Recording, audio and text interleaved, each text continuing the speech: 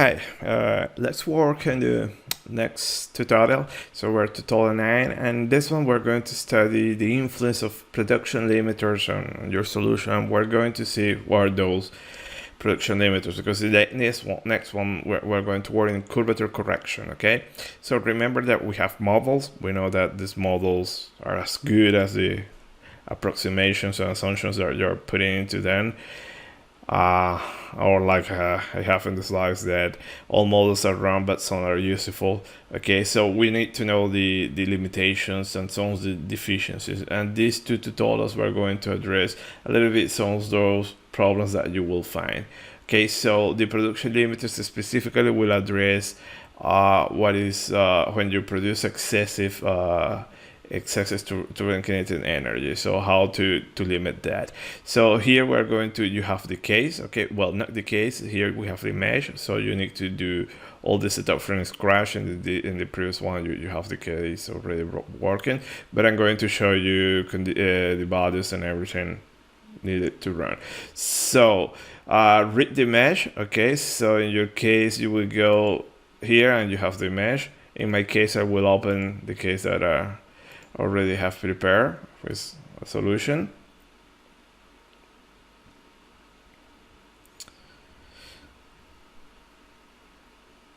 And here we have the geometry. So as usual, we have this domain with the curvature, with the curve inlet, outlet. This is a structural mesh. There are quads.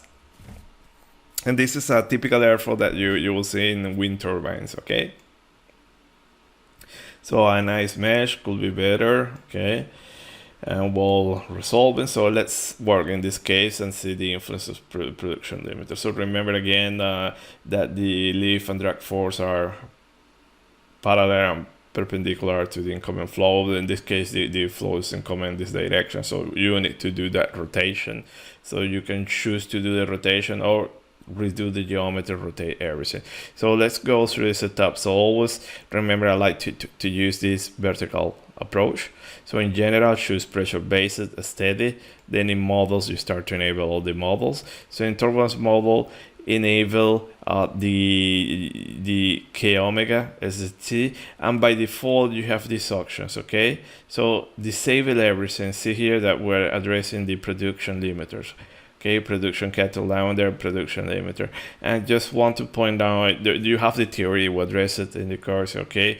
But you can go to the documentation and see here that you have in chapter 4 theory guide, and you will have here the explanation.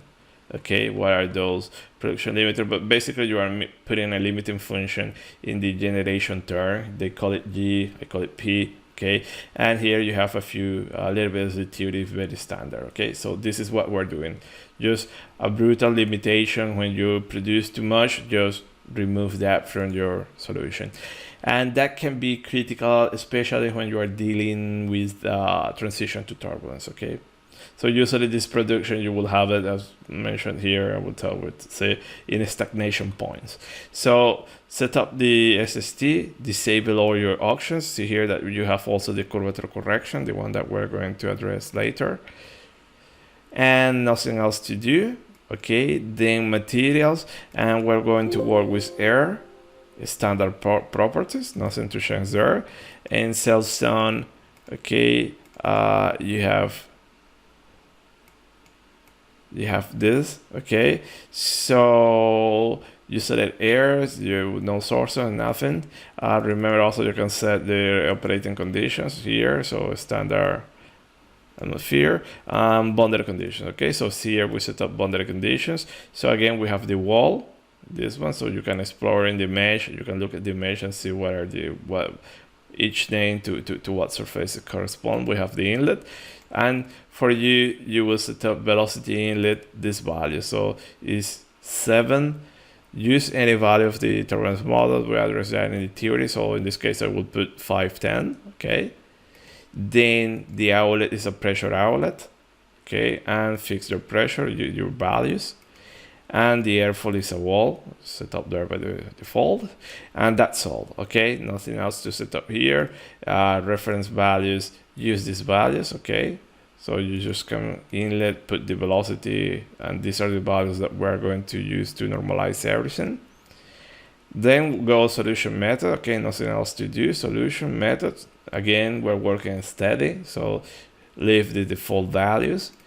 Then control, leave the default values, and go into reports definition and create 3 reports or more, depending if you want to have to monitor 2 quantities. But these are the absolute minimum that I will ask you here.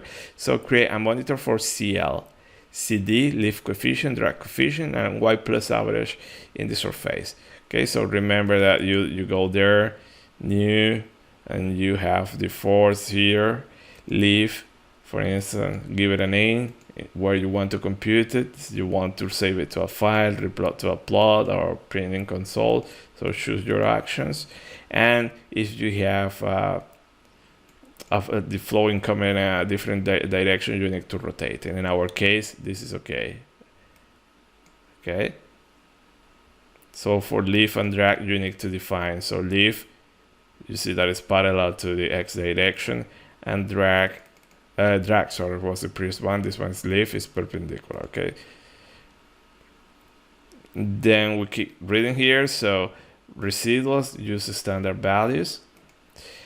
This was defined in the definitions. This is the plotting, and then in convergence conditions, add 2 conditions. So see that here.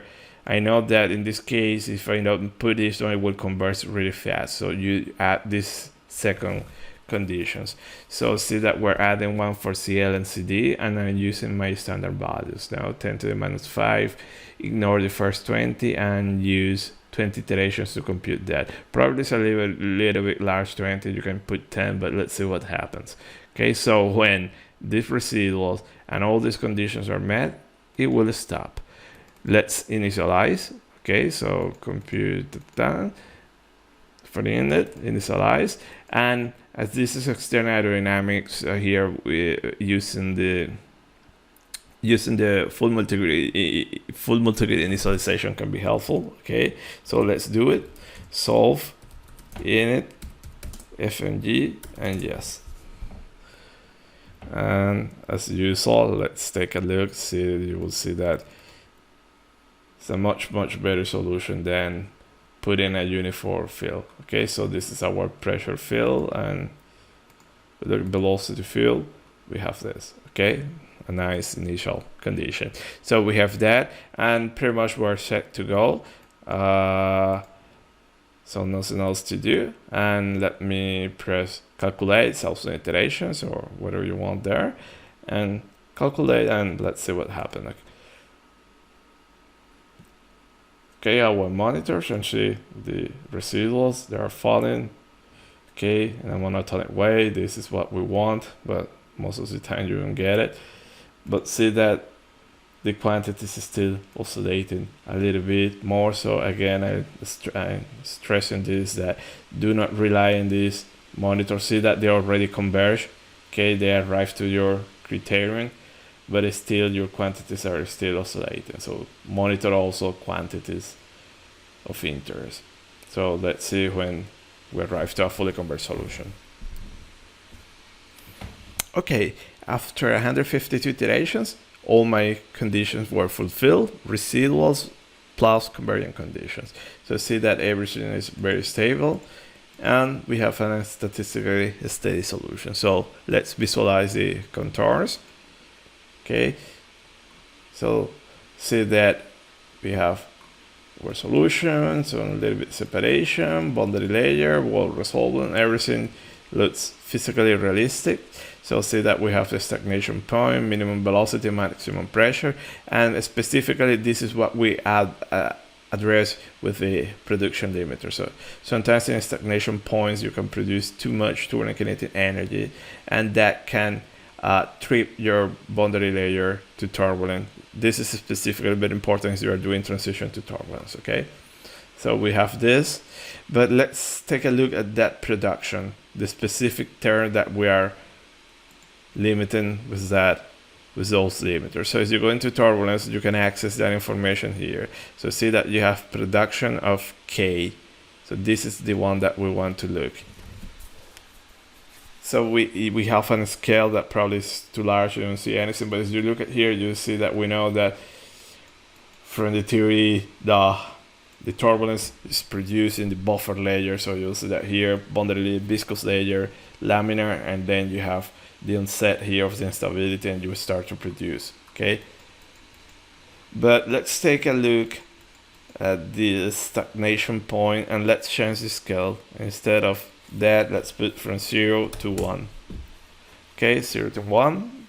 Say displays and see what we have. Okay, probably you have that there. Let me okay. Click to range.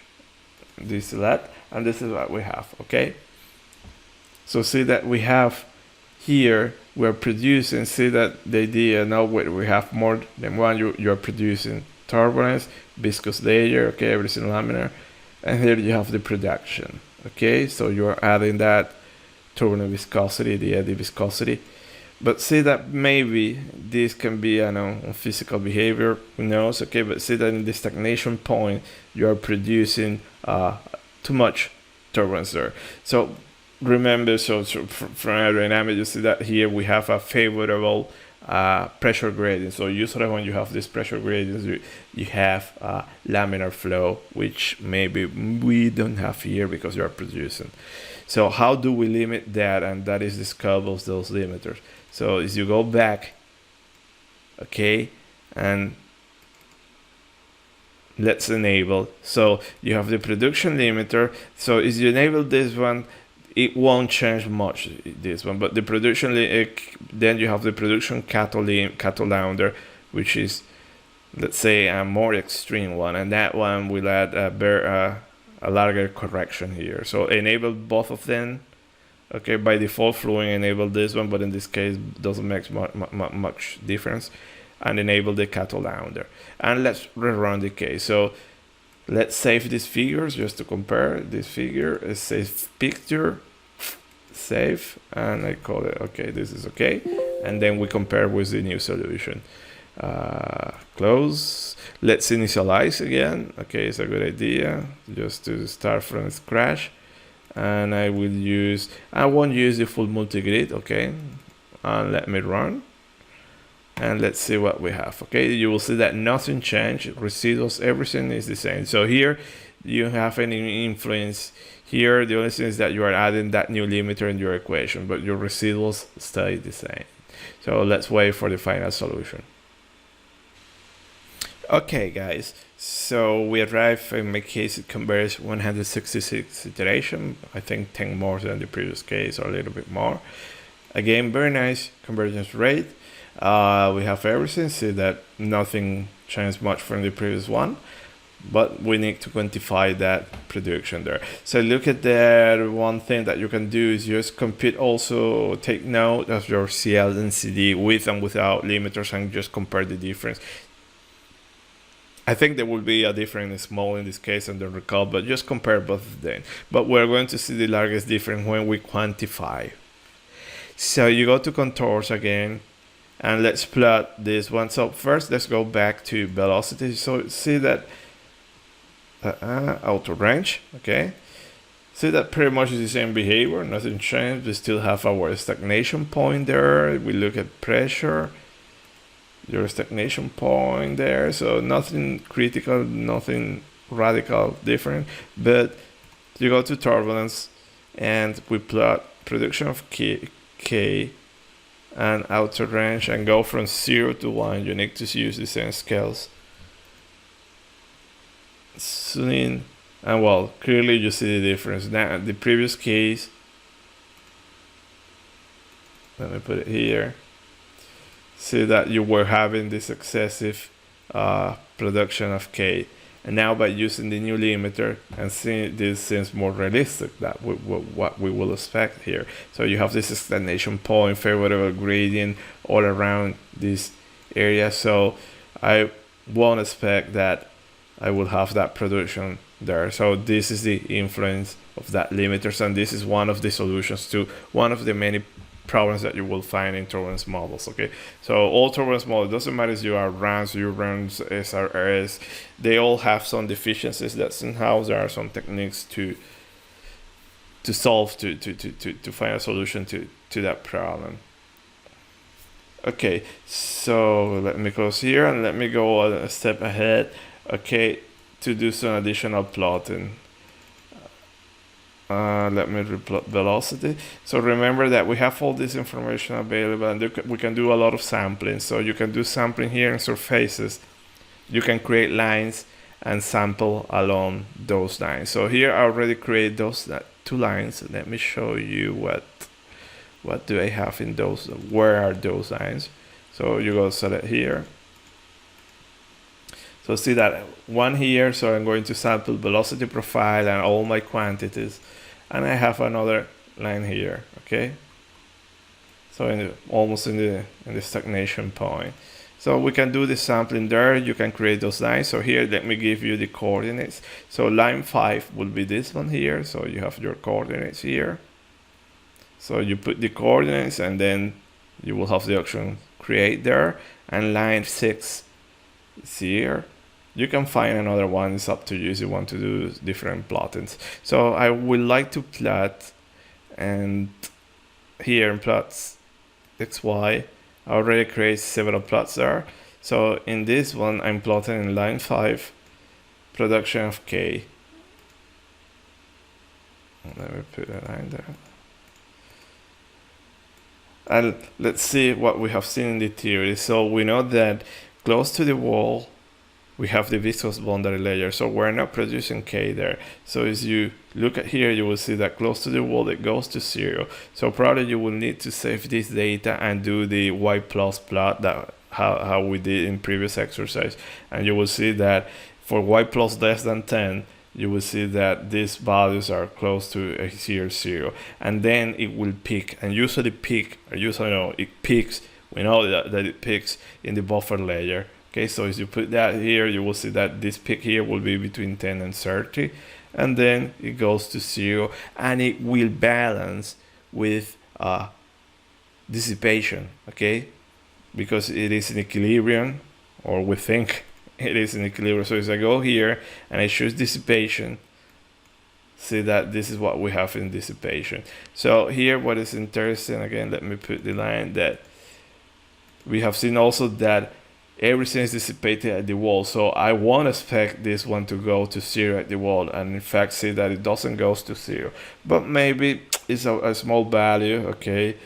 But in some cases, very well resolved physics, or when you have this curvature effect, this one will be a large value here, the dissipation. But see that they balance. When they are in the free stream, they balance. And then here also all the dissipation as well happens in this section. So as you put here Y plus, you can compare both of them. Also remember that this one you need to multiply by density to have the same in units of production. And let's see what we have here. Okay, this is the velocity profile in line 6. Okay, so we have this velocity profile. Here we have in line 5. Okay, so probably this seems more familiar to you. And then in the airfoil, we plot the wall shear stresses. Okay, so this is the X. So where you see negative, you have separation, and see that in this case, the flow is always attached. Okay, so probably maybe you can try to rerun and disable the equations of turbulence, and you will have separation. You will see that you will have negative values, and those values will correspond to separation. Okay. Or is you compute the friction coefficient when you have it equal to 0, but not necessarily. But you will have separation or reattachment. What else we can do here? So let me recall. Yes, we have everything. So this was the influence of this study. Okay, and you can save all the figures. So the next tutorial we're going to address the other big problem that we have, this curvature. But remember, there are many deficiencies, but the largest one, probably the most important ones, are production limiters and curvatures. Okay, I hope you enjoy it. See you in next tutorial. Bye.